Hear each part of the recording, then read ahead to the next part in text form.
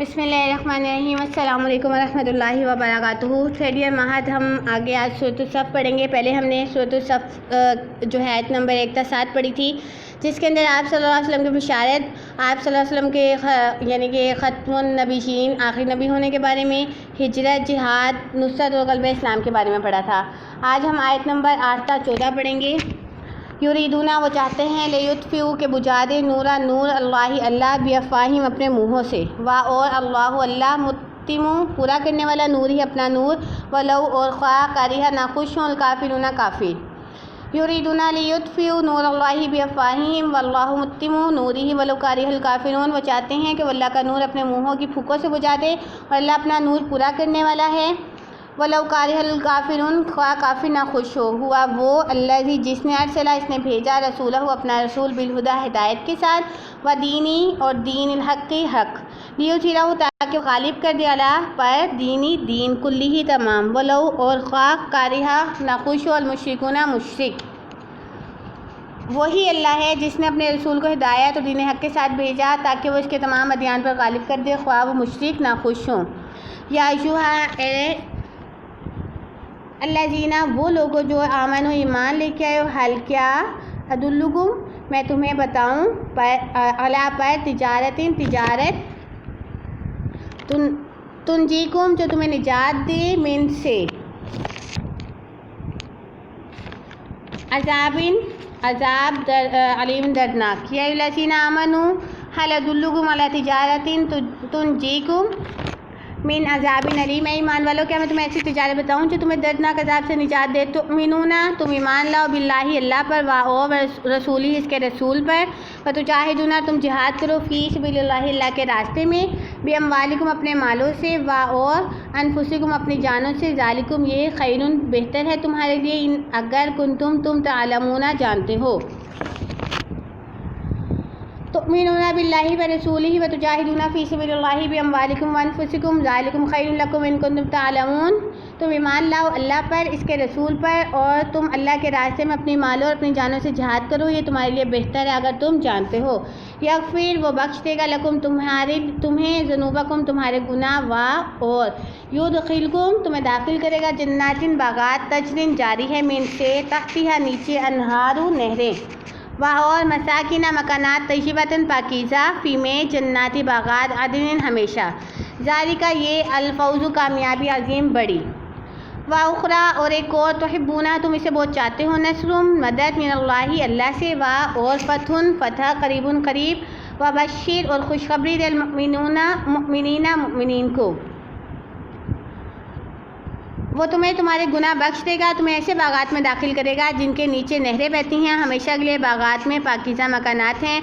ये बड़ी कामयाबी है। और एक और बात भी जिसे तुम बहुत चाहते हो, यानी अल्लाह से मदद और करीबी फ़तह, और मोमिनीन को खुशखबरी दीजिए।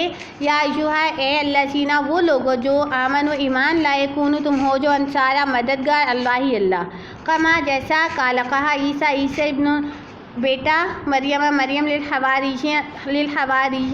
लिलहवारीना हवारियों को, मन कौन अंसारी मेरा मददगार इला की तरफ अल्लाह अल्लाह। काला कहा हवारीना हवारियों ने, नहनु हम अंसार मददगार अल्लाह अल्लाह, फमनत तो ईमान लाया क़ाइफ़तुन एक गिरोह मिन से बनी इसराइल, वाह और कफ़रत कुफ़र किया क़ाइफ़तुन एक गिरोह, फ़यदना और हमने मदद की लजीना वो लोग जो आमनु ईमान लाए, अला पर अदुव्विहिम उनके दुश्मनों, फ़अस्बहू सो वो हो गए ज़ाहिरीना गालिब।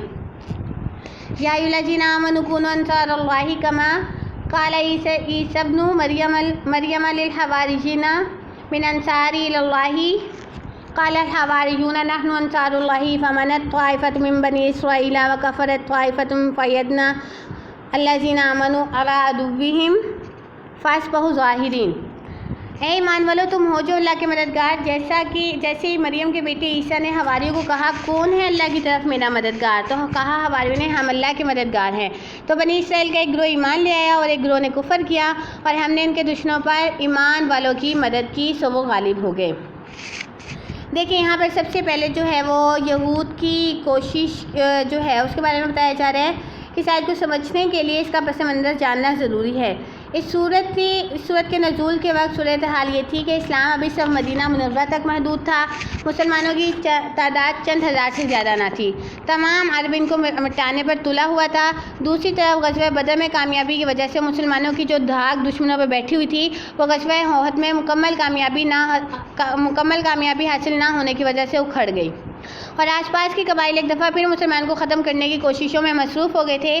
اس صورتحال میں مسلمانوں کی تسلی کے لیے ارشاد فرمایا گیا کہ اگرچہ ان لوگوں کی بھرپور کوشش ہے کہ وہ نور خدا کو بجھا دیں، لیکن اللہ تعالیٰ کا یہ فیصلہ ہے کہ اس کا چراغ جل کر رہے گا اور اس کے نور سے دنیا منور ہوگی، چاہے یہ کافر اس کو بجھانے کے لیے کتنی ہی کوششیں کیوں نہ کر لے، وہ اس میں کامیاب نہیں ہو سکتے۔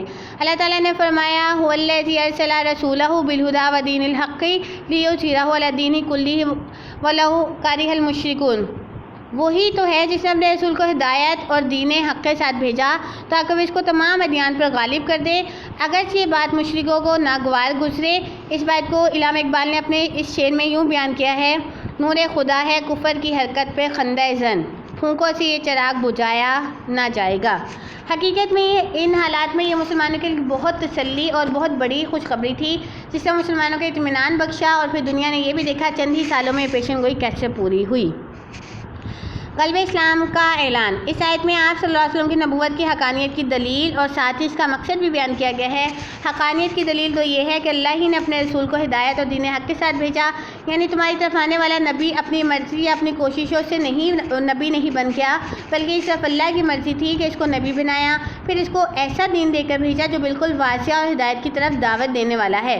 ساتھ ہی نبی کو بھیجنے کا مقصد بھی بیان کیا گیا کہ اس کو بھیجنے کا مقصد یہ ہے کہ وہ نہ صرف دین حق کو لے کر آئے ہیں بلکہ اس کو غالب کرنا بھی اس کے ایک مشن کا ایک حصہ ہے، چاہے یہ بات مشرکین کے لیے کتنی ہی ناگوار کیوں نہ ہو۔ یہ وہی چیز ہے جس کو پچھلی آیت میں اس انداز میں بیان کیا گیا کہ اللہ کے نور کو پھونکوں سے نہ بجھا سکیں گے۔ مشرک سے مراد ایسا شخص ہوتا ہے جو اللہ کی بندگی کے ساتھ دوسروں کی بندگیاں ملاتا ہے، یا اللہ کے دین میں دوسرے دین کی ملاوٹ کرتا ہے، ہمیشہ ملاوٹ کرتا ہے۔ اس لیے فرمایا گیا کہ نبی کو بھیجنے کا مقصد یہ ہے کہ وہ دین حق کو مکمل طور پر زندگی کے ہر شعبے میں نافذ کر دیں، اور یہ کام بہرحال پورا ہونا ہے چاہے مشرکین کو کتنا ہی ناگوار کیوں نہ ہو۔ اس سے پہلے اسی چیز کو سورۃ فتح میں اس طرح بیان کیا گیا: هو الذی ارسل رسولہ بالہدی ودین الحق لیظہرہ علی الدین کلہ وکفی باللہ شہیدا، اور وہ اللہ ہی ہے جس نے اپنے رسول کو ہدایت اور دین حق کے ساتھ بھیجا تاکہ اس کو پورے دین پر غالب کر دے، بے شک اس پر اللہ کی گواہی کافی ہے۔ اہل ایمان کے لیے کامیاب تجارت۔ اس آیت میں اس بات کو واضح کیا گیا کہ مسلمان کو فائدہ کس چیز سے حاصل ہو سکتا ہے۔ حقیقت میں تجارت اس چیز کو کہتے ہیں جس میں آدمی اپنی محنت، وقت، ذہانت اور سرمایہ صرف اس لیے کھپاتا ہے کہ اس کو منافع حاصل ہو۔ اس چیز کو مد نظر رکھتے ہوئے مسلمان کو یہ دعوت دی جا رہی ہے کہ کیا اس کی طرف تجارت تمہاری رہنمائی نہ کی جائے جو تمہیں دردناک عذاب سے بچا لے۔ یعنی اس آیت میں واضح کر دیا گیا کہ تجارت اصل میں وہ کاروبار نہیں ہے جو تم دنیا کی کامیابی حاصل کرنے کے لیے کرتے ہو، بلکہ اللہ کے نزدیک اصل تجارت تو وہ ہے جس کے اصولوں پر عمل کر کے تم اپنے آپ کو دردناک عذاب سے بچا لو۔ ہم اس کی طرف تمہاری رہنمائی تو کر دیتے ہیں، اس پر عمل کرنا یا نہ کرنا یہ تمہارے اپنے اختیار میں ہوگا۔ آیت نمبر 11 میں جو ہے کامیاب تجارت کی شرائط کے بارے میں بتایا جا رہا ہے کہ جن کے بدلے مومنین عذاب جہنم سے بچ سکیں گے۔ ان میں سے پہلی شرط تو یہ ایمان لانے کی ہے، دوسری شرط جہاد فی سبیل اللہ کی ہے۔ یہاں پہ اس بات کو مد نظر رکھا جائے کہ ایمان لانے کا مطالبہ کفار یا مشرکین سے نہیں بلکہ اہل ایمان سے کیا جا رہا ہے۔ اس کا مطلب واضح طور پر یہی نکلتا ہے کہ ایمان ایسا نہ ہو جو محض وسوسے کی حد تک ایمان ہو، بلکہ مخلص مسلمان بنو اور جس چیز پر ایمان لائے ہو اس کے لیے ہر قسم کی قربانی دینے کے لیے تیار ہو۔ جہاں تک دوسری شرط جہاد فی سبیل اللہ کا تعلق ہے تو حقیقت یہ ہے کہ جہاد فی سبیل اللہ کا آغاز آدمی کے ایمان لانے کے ساتھ ہی ہو جاتا ہے۔ سب سے پہلے اسے اپنے نفس کے خلاف جہاد کرنا ہوتا ہے، پھر معاشرے کے مختلف لوگوں سے مختلف انداز میں جہاد کرنا ہوتا ہے۔ جہاد فی سبیل اللہ کی آخری صورت قتال ہوتی ہے جو کہ میدان جنگ میں پیش آتی ہے۔ اسی مضمون کو سورۃ توبہ میں اس طرح بیان کیا گیا ہے: ان اللہ اشتری من المؤمنین انفسهم واموالهم بان لهم الجنۃ یقاتلون فی سبیل اللہ फ़यक़्तुलून वयुक़्तलून, बे शक अल्लाह ने मोमिनों से इनके नफ्स और इनके अम्वाल जन्नत के एवज़ ख़रीद लिए हैं। वो अल्लाह की राह में लड़ते हैं और मारते हैं और मरते हैं। हदीस मुबारका में है जिहाद फ़ी सबिलिल्लाह की एक सुबह या एक शाम दुनिया की ऐसी नेमतों से अफजल है जिस पर सूरज निकलता और डूबता है। फिर ये भी वाक़या कर दिया कि हकीकत में कामयाबी इसी तिजारत में मुज़मिन है और ये तिजारत तुम्हारे लिए दुनियावी तिजारतों से बढ़कर है।